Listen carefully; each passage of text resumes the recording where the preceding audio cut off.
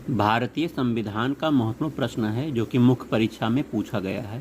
प्रश्न है, भारत के संघवाद का वर्णन रूप में संघीय परंतु भावना में एकात्मक के तौर पर किया जाता है। संभावित उत्तर हो सकता है, भारतीय संविधान में भारत राज्यों का एक संघ होगा, ऐसी कल्पना की गई थी। इस प्रकार भारत में संघात्मक शासन की स्थापना की गई। संविधान में शासन की शक्ति को एक स्थान पर केंद्रित नहीं किया गया, बल्कि केंद्र और राज्यों में विभाजित कर दिया गया। दोनों को अपने अपने क्षेत्र में स्वतंत्र कर दिया गया। इस प्रकार भारत में संघात्मक शासन व्यवस्था स्थापित की गई। परंतु कुछ ऐसे सिद्धांत भी हैं जो एकात्मक शासन की ओर ध्यान आकृष्ट कराते हैं, जैसे एकहरी नागरिकता, एकहरी न्यायपालिका, अखिल भारतीय सेवाएं, राष्ट्रपति द्वारा राज्यों में राज्यपाल की नियुक्ति, संसद द्वारा राज्यों के नाम, क्षेत्र और सीमाओं में परिवर्तन। राष्ट्रपति के संकटकालीन अधिकारों के अंतर्गत संकट काल की घोषणा के द्वारा तो स्पष्ट रूप से संघात्मक व्यवस्था को एकात्मक व्यवस्था के रूप में बदला जा सकता है।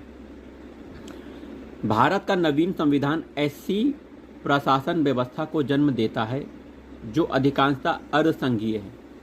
ब्रिटिश एकात्मक शासन का तथा संयुक्त राज्य अमेरिका संघात्मक शासन के सर्वोत्तम उदाहरण हैं। भारत राज्य न पूरी तरह से संघात्मक है न एकात्मक है। संघात्मक संविधान के अंतर्गत संपूर्ण शक्तियां राज्य और केंद्र के मध्य विभाजित रहती हैं। एकात्मक संविधान के अंतर्गत सारी शक्तियां केंद्र के अधीन होती हैं। संघात्मक सरकार के लक्षण भारतीय प्रशासन और संविधान में विद्यमान है।